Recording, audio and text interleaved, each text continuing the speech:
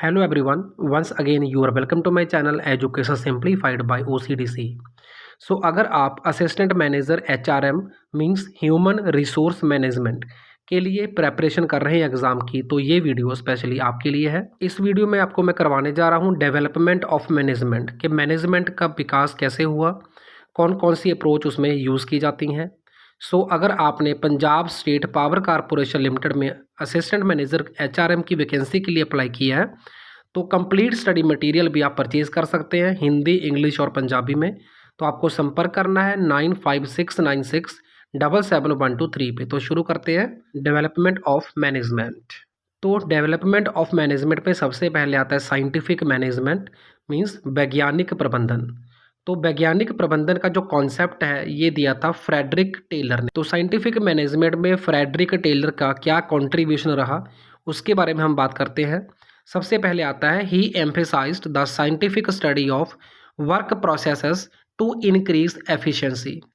तो उन्होंने इस बात के ऊपर फोकस किया कि जो वर्क प्रोसेसेस होती हैं, काम करने की जो प्रक्रिया होती है, अगर उसको साइंटिफिकली स्टडी करें तो किसी भी कार्य की जो कुशलता होती है, जो एफिशिएंसी होती है, वो बढ़ाई जा सकती है। सेकंड पे क्या आता है कि उन्होंने इंट्रोड्यूस किया था time and motion studies for job simplification. किसी भी कार्य को सरल बनाने के लिए समय और गति के अध्ययन की शुरुआत की थी फ्रेडरिक टेलर ने।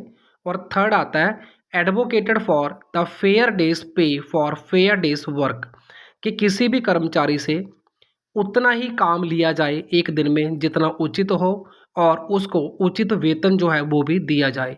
तो इसकी वकालत की थी फ्रेडरिक टेलर ने।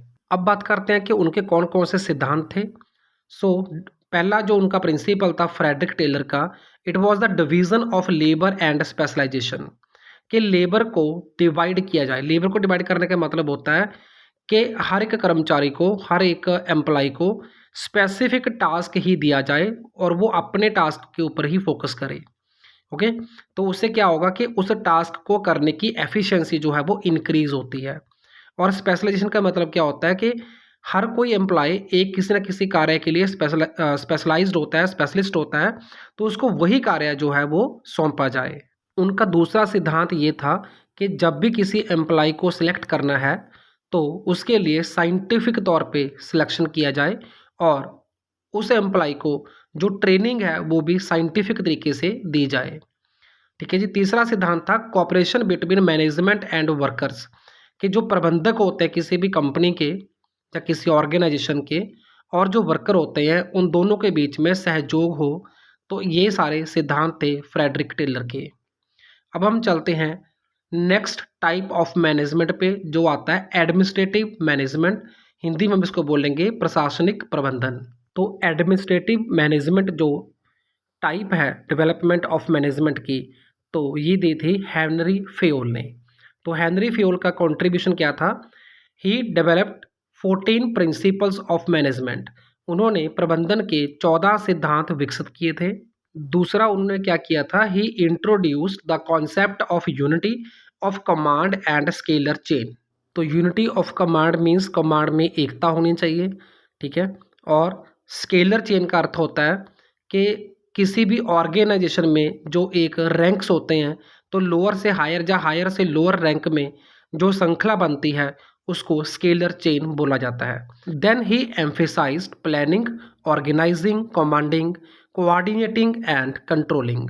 मीन्स कि उन्होंने योजना बनाने, संगठित करने, आदेश देने, तालमेल करने या फिर नियंत्रण करने पर जोर दिया। इसका अर्थ ये हुआ कि मैनेजमेंट के लिए planning, organising, commanding, coordinating and controlling जो प्रोसेसेस होती है उसकी बहुत ज़्यादा इंपॉर्टेंस है। तो हेनरी फ्योल के जो मेन सिद्धांत थे उसमें सबसे पहला आता है डिवीज़न ऑफ वर्क, यानी कि काम का विभाजन करना, मतलब सभी एम्प्लॉइज़ के बीच में काम को बांटना। फिर आता है यूनिटी ऑफ कमांड, आदेश की समानता करना, पालना करना। और स्केलर चेन, तो स्केलर चेन में ऑलरेडी आपको बता भी चुका हूँ, अभी दोबारा बता रहा हूँ कि किसी ऑर्गेनाइजेशन में सुपीरियर्स और सबऑर्डिनेट्स होते हैं हमेशा, ठीक है। The formal line of authority, जो अथॉरिटी की एक लाइन बनती है from the highest to lowest rank, means के सबसे ऊपर का रैंक और सबसे नीचे का रैंक, तो जो चेन बनती है उसको हम स्केलर चेन बोलते हैं।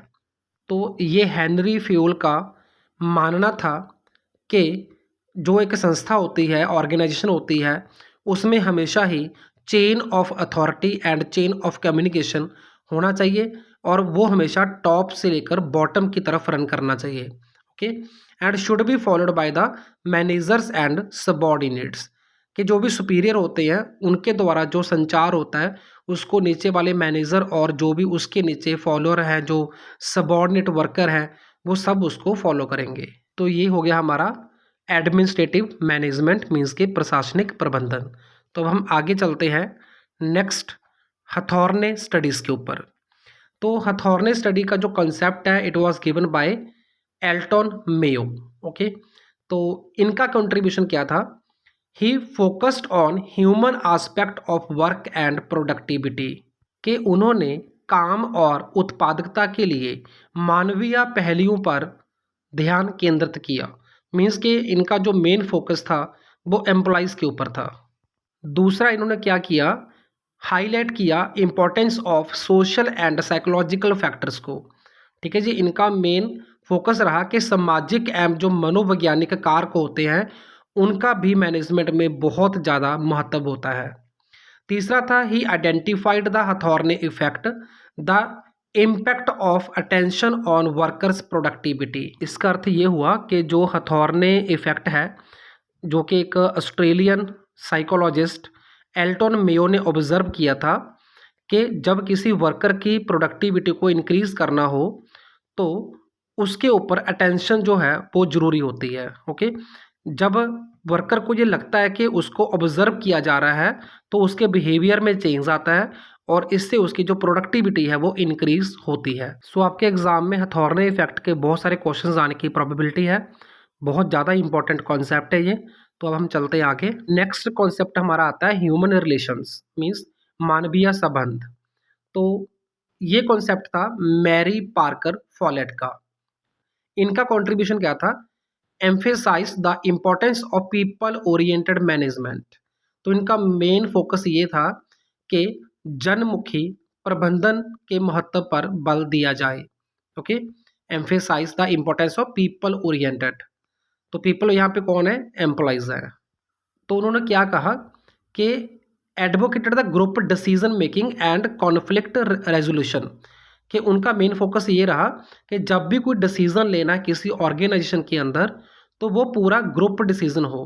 ठीक है, तो ये पीपल ओरिएंटेड का अर्थ यही हुआ यहाँ पे कि जो जितने भी एम्प्लॉइज हैं उनका सबका जो कंट्रीब्यूशन हो डिसीजन मेकिंग में। ठीक है, तो इसीलिए इसको बोला group decision making and conflict resolution. का भी अर्थ ये हुआ कि अगर कोई न किसी भी तरह का कॉन्फ्लिक्ट आता है ऑर्गेनाइजेशन के अंदर तो ग्रुप डिसीजन से वो कॉन्फ्लिक्ट जो है उसका हल किया जा सकता है, उसका सोल्यूशन मिल सकता है। So that's why it's called conflict resolution.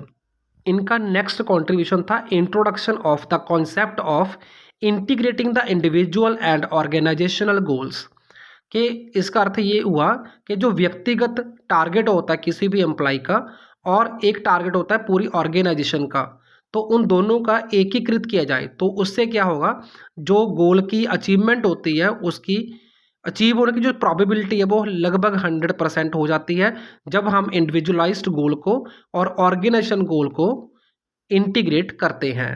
हमारा नेक्स्ट कॉन्सेप्ट आता है कोऑपरेटिव सिस्टम, सहकारी प्रणालियाँ। तो this concept was of Barnard, Chester I Barnard का जो कंसेप्ट था और इनका योगदान था emphasise the informal organisation and its impact on formal structure. अनौपचारिक जो संगठन होते हैं और औपचारिक संरचनाओं पर इसके प्रभाव पर जोर दिया था इन्होंने। ठीक है, कि जो इनफॉर्मल ऑर्गेनाइजेशन होती हैं उसका फॉर्मल स्ट्रक्चर के ऊपर क्या प्रभाव पड़ता है। He also stress the importance of cooperation and acceptance of authority means सहयोग और अधिकार की स्वीकृति के महत्व पर बल दिया and defined the concept of organisation as cooperative system, कि जो एक ऑर्गेनाइजेशन होती है, एक संस्था होती है, वो एक कोऑपरेटिव सिस्टम ही होता है, एक सहकारी प्रणाली ही होती है।